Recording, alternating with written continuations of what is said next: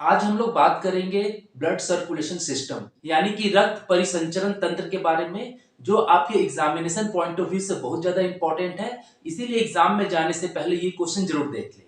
तो आपको ये पता होगा कि जब हम किसी चीज को ले जाते हैं या लाते हैं कहीं से, तो उसे ट्रांसपोर्टेशन करते हैं।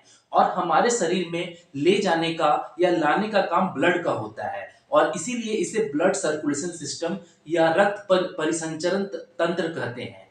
अब यहाँ पर एक सबसे इंपॉर्टेंट बात यह है अलग अलग जीवों में अलग अलग होता है। जैसे कि अगर आप तिलचट्टा की बात करें तो उसका खून जो होता है व्हाइट होता है। तो एग्जाम में कभी कभी पूछता भी है कि तिलचट्टा का खून व्हाइट क्यों होता है, सफेद क्यों होता है। तो इसका कारण है हीमोग्लोबिन की कमी। लेकिन यहाँ पर सबसे इंपॉर्टेंट बात यह है कि जब तिलचट्टा का खून बाहर निकलता है तो वो फैलता नहीं है, वो एक ही जगह इकट्ठा रहता है, फव्वारे के रूप में बाहर नहीं आता। वहीं अगर किसी इंसान का कोई भी हाथ कट जाए तो वो फव्वारे के साथ बाहर आता है, प्रेशर के साथ बाहर आता है। या किसी मुर्गी का अगर कोई गला काट देता है तो उसका भी खून फव्वारे के साथ, प्रेशर के साथ बाहर आता है। तो ऐसा क्यों होता है? तो ऐसा इसीलिए होता है क्योंकि दोनों में रक्त संचरण तंत्र अलग अलग है। तिलचट्टा हो गया, घोंगा हो गया, इन सभी में रक्त संचरण तंत्र जो होता है वो ओपन सिस्टम रक्त संचरण तंत्र होता है, यानी कि खुला रक्त संचरण तंत्र। और वहीं बात की जाए हमारी यानी ह्यूमन की बात की जाए तो हमें क्लोज क्लोज रक्त संचरण यानी कि क्लोज ब्लड सर्कुलेशन सिस्टम हमारे बॉडी में पाया जाता है। इसके चलते हमारे बॉडी में जो खून है वो प्रेशर के साथ फ्लो होता है, और हमारे शरीर में नलिकाओं की जरूरत पड़ती है, पाइप की जरूरत पड़ती है। और जिसके चलते हमारे बॉडी में यानी इंसान के शरीर में एक प्रेशर बना रहता है उन सभी पाइप के बीच में, उन सभी नलिकाओं के बीच में। और वहीं जो कि जिनका सिस्टम ओपन है, यानी जैसे घोंगा हो गया या फिर तिलचट्टा हो गया, इनका जो खून है वो फैलता नहीं है, उनमें प्रेशर नहीं पाया जाता है, और उनका खून यहाँ वहां इसी तरह से फैला रहता है। तो ये एक इंपॉर्टेंट बात थी। और एक तीसरा भी होता है जिसे मिक्स सर्कुलेशन सिस्टम कहते हैं। इसमें क्या होता है कि उनमें कुछ हिस्सों में पाइप होती है, नलिकाएं होती हैं, लेकिन कुछ हिस्सों में नलिकाएं नहीं होती हैं, जिसके चलते इनमें दोनों तरह का सर्कुलेशन सिस्टम है। और ऐसा होता है मछली में। मछली के पूंछ वाले हिस्से में वहां पर नली होती है, पाइप होती है जिससे खून बहता है, लेकिन उसके और शरीर के जो भाग हैं उनमें नलिकाएं नहीं पाई जाती हैं। ये हो गया तीन तरह का सर्कुलेटरी सिस्टम। पहला हुआ ओपन, जो घोंगा हो गया या फिर तिलचट्टा है उसमें पाया जाता है। दूसरा होता है क्लोज, जिसमें कि रक्त संचरण जो होता है वो प्रेशर के साथ बहता है, जैसे हमारा शरीर हो गया। और तीसरा होता है मिक्स, जैसे कि फिश जैसे में, यहाँ पर दोनों सर्कुलेशन सिस्टम काम करते हैं। आइए अब जानते हैं डिटेल के बारे में कि मानव में जो रक्त का संचरण है वो किस तरह से होता है। तो जैसा कि आपने पढ़ा होगा अपने हाई स्कूल में कि हमारे शरीर के अंदर ब्लड वेसल होते हैं, और ये जो है दो प्रकार की होती है। एक धमनी होती है जिसे कि इंग्लिश में आर्टरी बोलते हैं, और एक सिरा होती है जिसे कि हम लोग वेन्स बोलते हैं। तो अभी हम लोग इन दो चीजों पर बात करेंगे।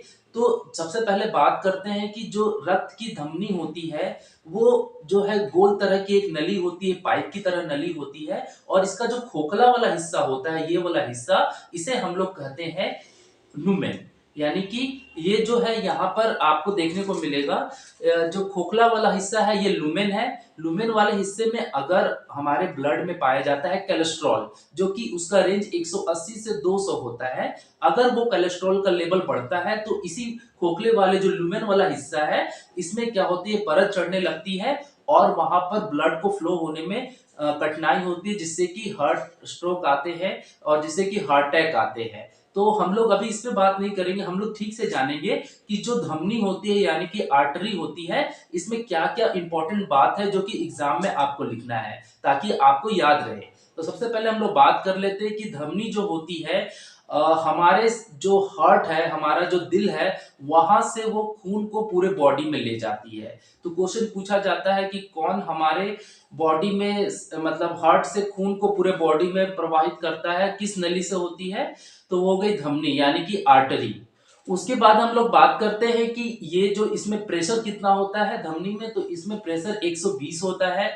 फिर ये हमारे शरीर के गहराई में पाई जाती है, यानी अंदर वाले हिस्से में पाई जाती है, ताकि ऐसा इसीलिए हमारे भगवान ने स्ट्रक्चर बनाया हमारी बॉडी का कि ये अंदर रहे, ताकि अगर कभी दुर्घटना हो तो धमनी का लॉस ना हो, क्योंकि अगर धमनी फट गई तो खून का फ्लो बहुत ज्यादा होगा, वो रुकेगा नहीं, यानी बहुत मुश्किल से रुकेगा। फिर उसके बाद बात करते हैं कि मोटाई की बात करें तो ये मोटा होता है और इनमें लाल रक्त यानी कि शुद्ध रक्त बहता है, यानी शुद्ध रक्त कहने का मतलब है कि इनमें ऑक्सीजन होता है। उसके बाद अगर हम बात करें कि एक अपवाद है कि जो फुफ्फुस धमनी होती है यानी इसमें अशुद्ध रक्त बहता है, तो ये एक क्वेश्चन भी पूछा जाता है कि वो कौन सी धमनी है जिसमें अशुद्ध रक्त बहता है। तो अब बात कर लेते हैं वेन्स की। तो वेन्स जो है ये जो है हमारे मतलब बॉडी से जितना अशुद्ध रक्त है यानी कि जिनमें कार्बन डाइऑक्साइड मौजूद है वो हार्ट तक पहुंचाती है। इनका प्रेशर लो होता है यानी कि 80 होता है इनका प्रेशर। देख लीजिए धमनी का प्रेशर 120 है, वहां पर खून थक्के के साथ बहता है, लेकिन मतलब और जो धमनी का जो प्रेशर है वो 120 होता है, और वहीं सिरा का जो प्रेशर है वो होता है 80, इसमें प्रेशर कम होता है। और ये त्वचा के जस्ट नीचे पाई जाती है। आप देख सकते हैं अपने हाथ को इस तरह से करेंगे तो आपको ब्लू ब्लू कलर की दिखाई देगी। तो ये पतली होती है और इनमें नीला रक्त यानी जिनमें कार्बन डाइऑक्साइड ऑक्साइड मौजूद हो वो रक्त बहता है। तो पूछा जाता है कि डीऑक्सीजनेटेड ब्लड यानी कि नीला ब्लड या कार्बन डाइऑक्साइड जिस ब्लड में रहता है उसे शरीर में किस के द्वारा मतलब पहुंचाया जाता है हमारे बॉडी से हार्ट की तरफ, तो वो होती है सिरा यानी कि वेन्स। अब ये क्या होती है कि इनमें अशुद्ध रक्त होता है। अब इनमें भी एक अपवाद है कि इसमें जो है पल्मोनरी वेन्स जो होती है उनमें शुद्ध रक्त होता है। तो क्वेश्चन पूछा जाता है कि कौन से वेन्स में शुद्ध रक्त यानी ऑक्सीजनेटेड ब्लड फ्लो होता है, तो वो है पल्मोनरी वेन्स, जिसका काम है कि ये क्या करते हैं कि जो शुद्ध रक्त है वो फेफड़ों से हमारे हृदय तक लाती है।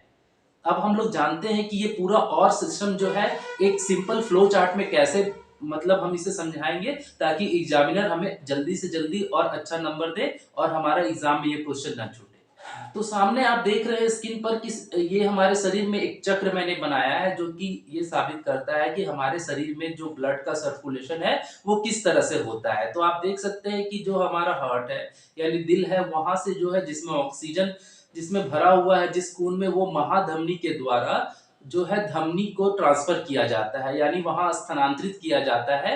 फिर वहां पर वो छोटी धमनी में चला जाता है और उसके बाद वो केशिकाओं में चला जाता है। अगर इंग्लिश में बात की जाए तो ओर्टा हार्ट ओर्टा के जरिए जो है खून को भेजता है, वहां पर आर्टरी में वो चला जाता है, फिर वो आर्टियोलस में जाता है और वो फिर कैपिलरीज में जाता है। कैपिलरी जो है बहुत पतली पतली सी पाइप होती है जो हमारे शरीर के सबसे लास्ट छोर में पाई जाती है।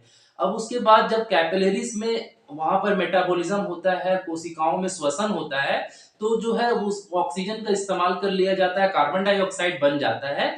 फिर वो क्या होती है कि कैपिलरी उसे छोटी धमनी में ट्रांसफर करती है, जो कैपिलरी है उसे छोटी सिरा में ट्रांसफर करती है, छोटी सिरा से है वो जो है मतलब सिरा में जाती है यानी वेन्स में जाती है, उसके बाद वो महासिरा में जाती है यानी वेना कावा में जाती है, और उसके बाद फिर वो हार्ट को भेज दिया जाता है और हार्ट जो है फिर उसे ट्रांसफर कर देता है फेफड़ों को। फेफड़ा में वो फिर से मतलब वो रक्त जो है जिसमें कार्बन डाइऑक्साइड था वो हमारे नाक के जरिए या मुंह के जरिए वातावरण में चला जाता है और फिर से उसमें ऑक्सीजन आ जाता है और फिर से वो इस तरह से सर्कुलेशन महाधमनी धमनी और सिरा इस तरह से होते हुए ये सर्कुलेशन ब्लड का काम करता है। तो ये सबसे महत्वपूर्ण जानकारी थी जो एग्जाम में जरूर आएगी।